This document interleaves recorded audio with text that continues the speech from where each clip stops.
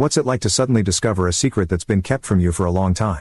5. My parents were extremely controlling and didn't trust me at all. Their distrust was so extreme that it became almost abnormal. For example, even after I had a child of my own, they would still call me every hour when I was out shopping. If I was going to meet a client, my dad would go on, reminding me to wash my hair in advance, wear clothes, eat lunch, drink water, and use the restroom. It was absurd. Did they think I would show up naked to a meeting or go to the bathroom in the middle of the street? Later, I found out that I have cerebral palsy. One day, I was helping a mother write a fundraising post for her child with cerebral palsy, and I remarked on how many children seem to have the condition these days. My mom blurted out, "Cerebral palsy isn't a big deal. It depends on the severity. Some people just end up short and walk funny but can live a normal life." My mom is barely literate, so hearing her say something like that shocked me. Most people I know confuse cerebral palsy with Down syndrome, thinking the former is a form of mental retardation, while they believe the latter is a physical disability. That's when I found out that I have cerebral palsy. My mom gave birth to me at home with the help of a midwife. During labor, complications arose, and they had to rush me to the county hospital through a snowstorm. But the county hospital couldn't handle it because I needed a C-section,